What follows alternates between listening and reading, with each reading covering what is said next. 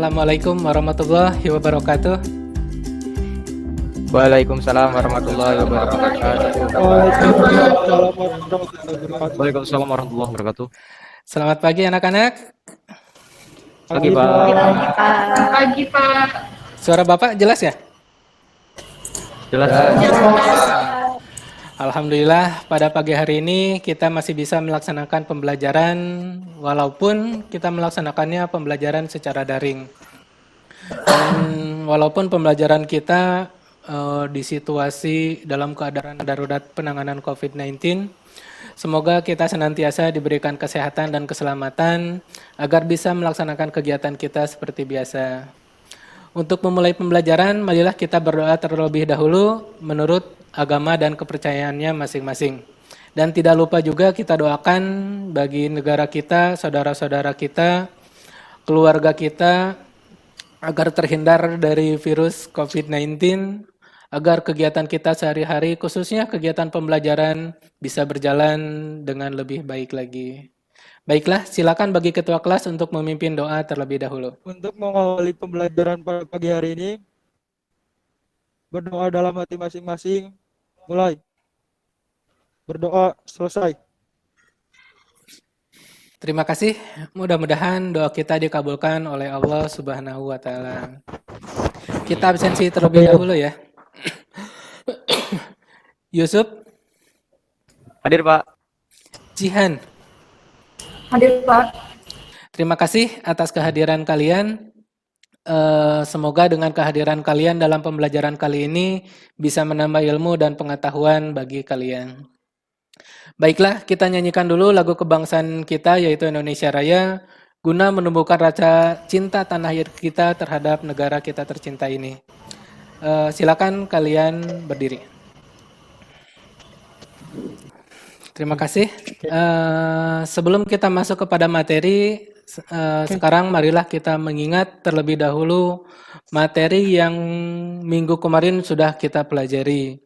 Minggu kemarin kita sudah mempelajari mengenai hakikat penegakan hukum.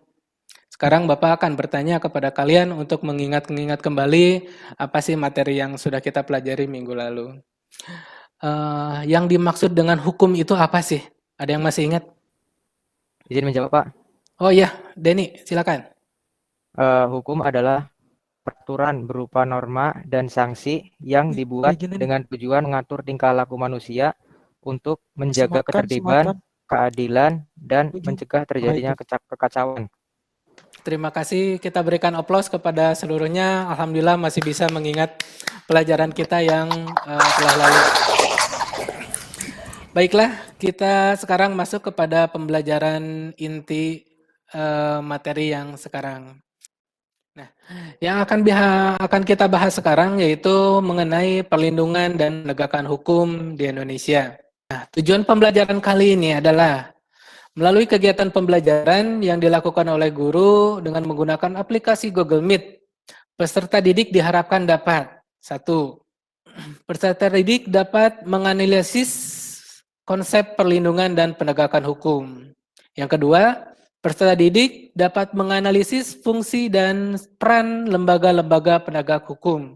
Yang ketiga, peserta didik memiliki sikap peduli dan peran serta aktif dalam upaya penegakan hukum di Indonesia. Dan yang terakhir, peserta didik memiliki keterampilan menyajikan hasil diskusinya kepada kelompok lain. Nah, itulah tujuan pembelajaran yang mudah-mudahan kalian bisa capai dalam pembelajaran kali ini. Nah, yang selanjutnya, kenapa sih Indonesia disebut negara hukum? Menurut tadi di pertanyaan yang pertama tadi, Indonesia sebagai negara hukum itu sesuai dengan konstitusi kita yang paling tinggi, yaitu Undang-Undang Dasar 1945 yang menegaskan bahwa negara Indonesia adalah negara hukum. Jadi mau tidak mau kita harus mengikuti konstitusi tersebut karena itu adalah hukum kita yang paling tinggi. Silakan kalian simak video berikut ini.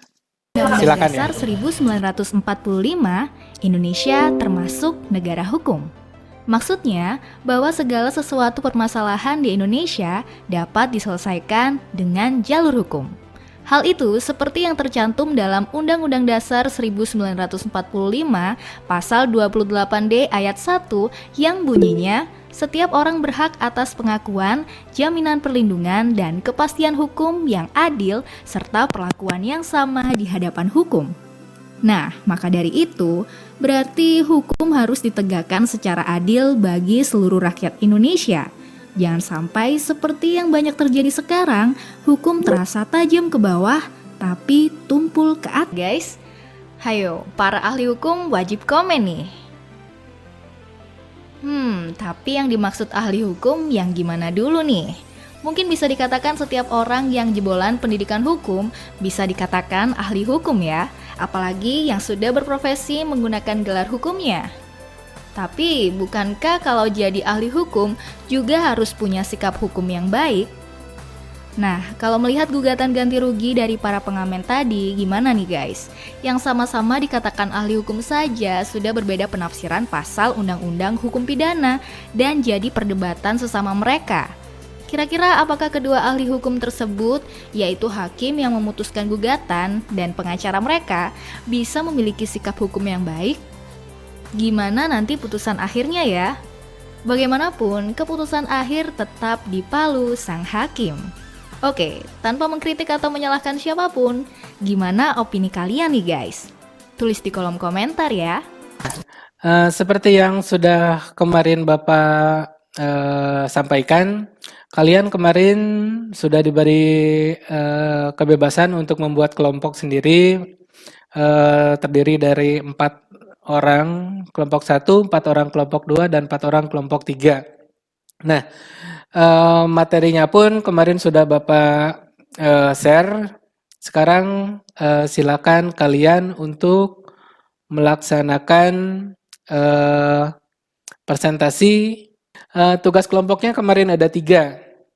Setelah kalian melihat tayangan video, pertanyaannya 1. Mengapa kejadian tersebut bisa sampai terjadi?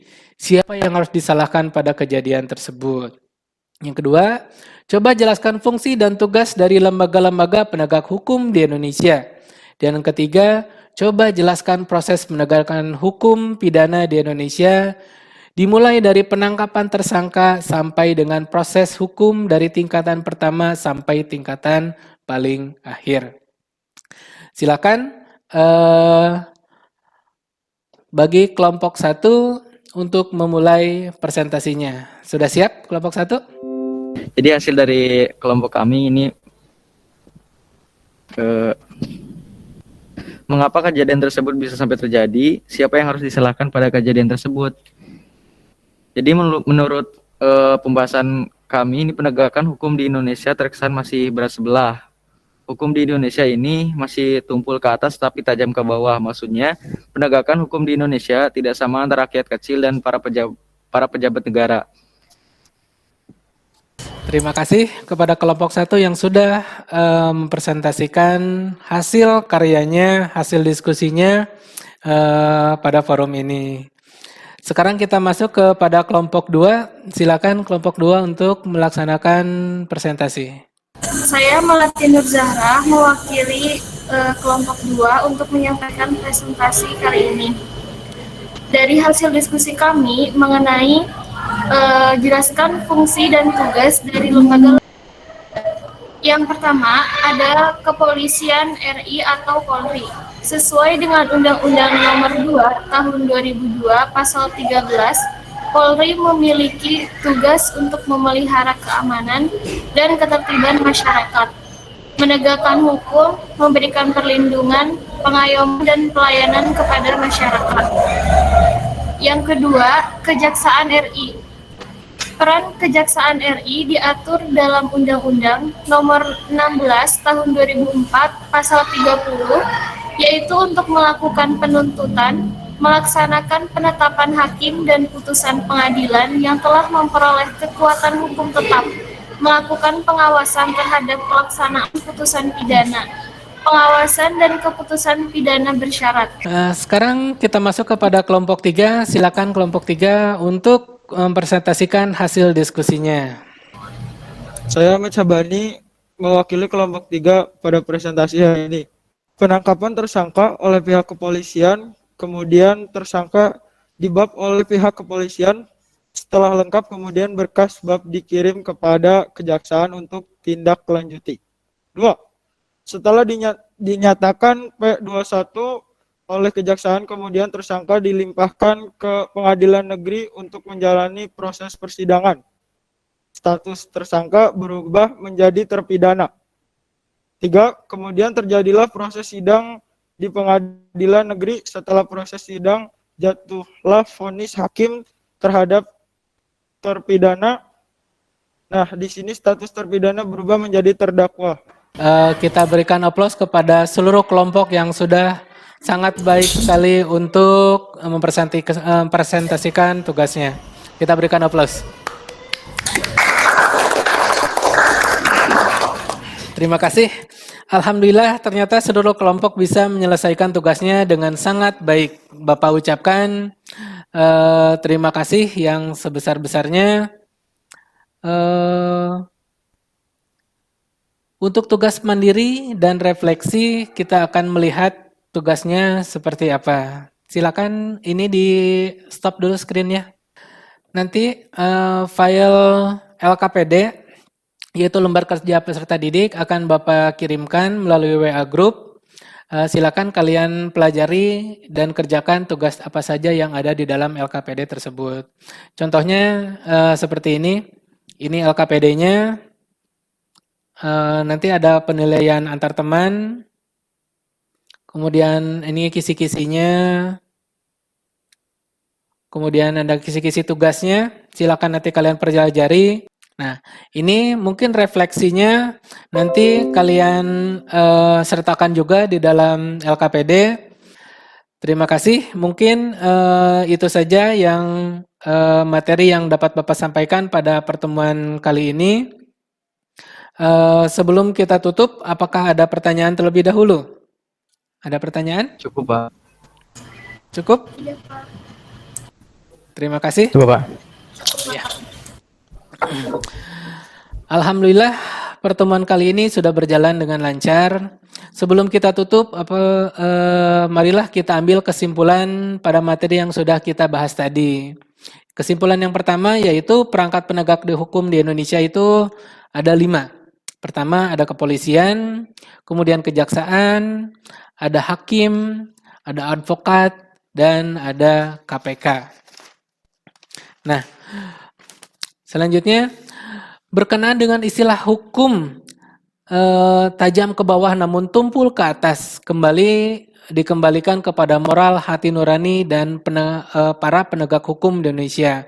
Maka dari itu, Undang-Undang Dasar Negara Republik Indonesia Pasal 28D ayat 1 harus ditegakkan. Karena jika tidak, kasus seperti ini akan terulang kembali dan hak diperlakukan sama di depan hukum tidak akan berlaku lagi. Jika HAM untuk diperlakukan sama di depan hukum ini dipenuhi, maka hukum Indonesia tidak akan lagi tajam di satu sisi. Nah, bagaimana cara agar HAM itu diperlakukan sama di depan hukum ini dapat dipenuhi? Solusinya adalah memaksimalkan kembali fungsi aparat penegak hukum dan memperberat hukuman bagi koruptor dan penerima suap, serta mencopot semua aparat negara yang terbukti melakukan korupsi dan menerima suap. Dan juga setiap warga negara wajib menaati Undang-Undang Dasar Negara Republik Indonesia Pasal 28D ayat 1. Terima kasih atas kehadiran dari anak-anakku sekalian. Kita tutup pembelajaran hari ini dengan ucapan hamdalah bersama-sama. Alhamdulillahirabbil alamin. Sekali lagi Bapak ucapkan terima kasih dan mohon maaf bila ada kesalahan dari penyampaian materi yang tadi sudah Bapak sampaikan. Kita akhiri pembelajaran hari ini. Wabillahi taufiq wal hidayah. Wassalamualaikum warahmatullahi wabarakatuh. Waalaikumsalam warahmatullahi wabarakatuh. Terima kasih ya.